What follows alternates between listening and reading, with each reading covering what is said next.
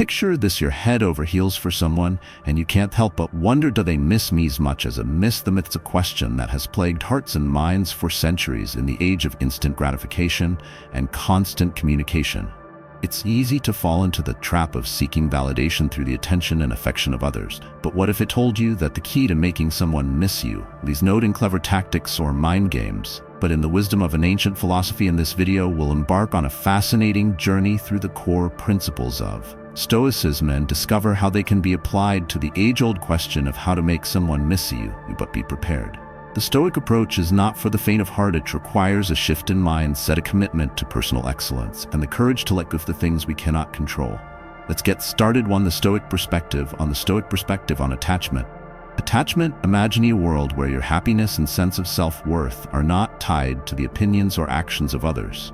A world where you can experience love and connection without the fear of loss or the desperate need for constant validation. This may sound like an impossible dream, but it is the reality that Stoicism invites us to embrace. At the heart of the Stoic approach to relationships is a radical shift in perspective on attachment. The Stoics recognize that much of our suffering stems from our tendency to cling to people, things, and outcomes that are ultimately beyond our control.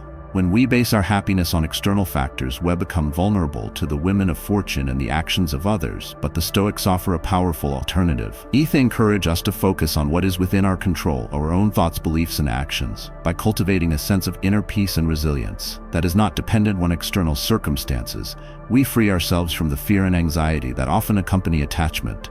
This doesn't mean that Stoics avoid relationships or suppress their emotions. On the contrary, they recognize the value of deep, meaningful connections with others. However, they approach these connections from a place of inner strength and self-sufficiency. One of the key ways that Stoicism promotes emotional resilience is through the practice of premeditation of evils, actively contemplating the possibility of loss or hardship. By mentally preparing for the worst-case scenario, we paradoxically free ourselves from the fear and anxiety that often accompany attachment. But the Stoic perspective on attachment goes beyond just mitigating the pain of loss. It is also a powerful tool for personal growth and self-improvement. When we focus on developing our own character and living in accordance with our values, we become more attractive and compelling to others. Radiate a sense of inner confidence and contentment that draws people to us naturally. To cultivating emotional resilience. Picture a sturdy oak tree, its roots deep in the earth, its branches swaying in the wind. No matter how fierce the storm or how harsh the conditions, the oak remains grounded and unbroken. This is the essence of emotional resilience, the ability to weather life's challenges with grace, adaptability, and an unwavering sense of inner strength. In the context of relationships, emotional resilience is a game changer. When we cultivate this crucial skill, we no longer rely on others for our sense of worth or happiness. We become self-assured, confident, and capable of maintaining our inner peace, even in the face of conflict or rejection. But how do develop this seemingly elusive quality? The Stoics offer you a roadmap. They recognize that emotional resilience is not something we're born with, but rather a skill that can be cultivated through practice and mindset shifts. One of the key strategies for building emotional resilience is to focus on what is within our control. The Stoics emphasize the importance of distinguishing between our own thoughts, beliefs, and actions, and the external events that we cannot influence. By directing our energy and attention towards what we can control, we develop a sense of empowerment and agency in our lives. Another crucial aspect of emotional resilience is reframing our perspective on challenges and setbacks. The Stoics viewed obstacles not as roadblocks to our happiness, but as opportunities for growth and character development. They encourage the practice of a more facial of fate, which involves embracing the challenges that life presents us with and using them as fuel for our personal growth. But the Stoic path to emotional resilience is not a solitary one. The Stoics recognize the value of community and the importance of surrounding ourselves with individuals who support our growth and share our values. By cultivating relationships with people who inspire and challenge us, we create a powerful support system that helps us weather life's storms. 3. Living a life of virtue and living a life of virtue and purpose. Close your eyes and imagine the person I almost admire. Perhaps it's a historical figure, a mentor, or a beloved friend or family member. What is it about this person that draws you to them? Is it their kindness, their integrity, their passion for life chances? Or it's not their external achievements or possessions that captivate you, but rather the strength of their character and the sense of purpose that guides their actions. This is the essence of what the Stoics referred to as living in accordance with virtue. They recognize the true fulfillment and happiness come not from external validation, or material. All success, but from aligning our lives with our deepest values and principles. When we live a life of virtue and purpose, we become a beacon of light to those around us. We inspire others not through clever tricks or manipulation, but through the power of our example. We become the kind of person that others can't help but admire and seek to emulate. But what does it mean to live a life of virtue and purpose? The Stoics identified 4 cardinal virtues that they believed were essential to a well-lived life: wisdom, justice, courage, and temperance. By cultivating these virtues in our thoughts and actions, we develop a strong moral compass that guides us through life's challenges and uncertainties. Living with wisdom means making choices that are guided by reason and sound judgment rather than fleeting emotions or impulses. It means taking the time to reflect on our values and priorities and aligning our actions with our deepest sense of purpose. Living with justice means treating others with fairness, compassion, and respect, even in the face of conflict or disagreement. It means standing up for what we believe in and being willing to speak out against injustice or wrongdoing, even when it's uncomfortable or unpopular. Living with courage means facing life's challenges with bravery and resilience. Even when the outcome is uncertain, it means being willing to take risks and step outside our comfort zone in pursuit of our goals and values. And living with temperance means practicing moderation and self-control. In all areas of our lives, it means avoiding excess and cultivating a sense of balance and harmony in our relationships, our work, and our personal habits. By striving to embody these virtues in our daily lives, we develop a sense of purpose and meaning that goes beyond fleeting pleasures or external validation. We become the kind of person that others are naturally drawn to, someone who radiates authenticity, integrity, and inner strength. And here's the amazing thing: when we live a life of virtue and purpose, we naturally attract others who share our values and aspirations. We create the conditions for deep, meaningful connections to flourish based on mutual respect, admiration, and shared growth. So how can you start living a life of virtue and purpose? Today, begin by taking some time to reflect on your core values and beliefs. What principles guide your decisions and actions? What kind of person do you want to be? And what kind of impact do you want to have on the world around you?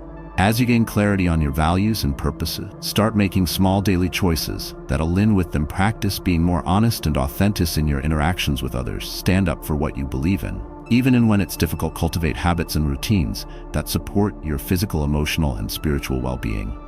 And remember, living a life of virtue and purpose is not about perfection, but about progress. There will be times when you stumble or fall short of your ideals.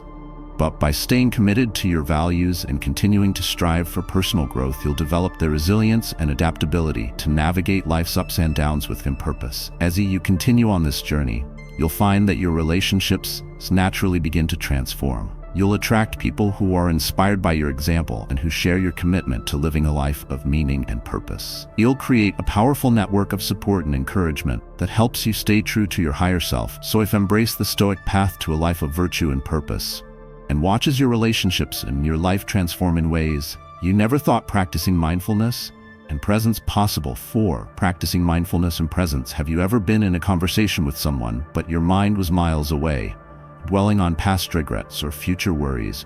Or have you ever been so caught up in your own thoughts and emotions that you failed to notice the beauty and wonder of the world around you? If so, you're not alone in our fast-paced, hyper-connected world. It's all too easy to get caught up in the constant chatter of our minds and the endless distractions of our digital devices.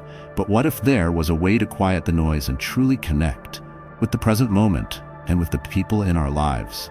This is where the practice of mindful and presence comes in. At its core, mindfulness is about cultivating a state of keen awareness and attention to the present moment. It's about tuning into the subtle sensations, thoughts, and emotions that arise within us without judgment or resistance. When we practice mindfulness, we develop a greater capacity for focus, clarity, and emotional regulation. We become less reactive to stress and more responsive to the needs of the moment. We cultivate a sense of inner stillness and peace that allows us to navigate life's challenges with greater ease and resilience. But mindfulness is not just about our inner world. It's also about the way we show up in our relationships and interactions with others. When we're fully present with someone, we give them the gift of our undivided attention and care. We listen deeply without agenda or distraction. We create a space of safety and trust where authentic connection can flourish. Imagine the impact this kind of presence could have on your relationships. Instead of half listening while crawling through your phone or mentally rehearsing your next response, you give your full attention to the person in front of you. You notice the subtle cues and nuances of their communication and respond with empathy and understanding. In this state of presence, You become more attuned to the needs and desires of others. You develop a greater capacity for compassion, forgiveness, and unconditional love. You create the conditions for deep, meaningful connections to take root and grow. And here's the amazing thing: when you practice mindfulness and presence, you become more magnetic and attractive to others. People are naturally drawn to those who are fully engaged and attentive, who radiate a sense of calm and centeredness. Think about it. Have you ever been in the presence of someone who made you feel truly seen, and heard someone who gave you their full attention and made you feel like the most important person in the world? Chances are you left that interaction feeling uplifted, valued, and inspired. This is the power of mindfulness and presence in action. So how can you start practicing mindfulness and presence in your own life?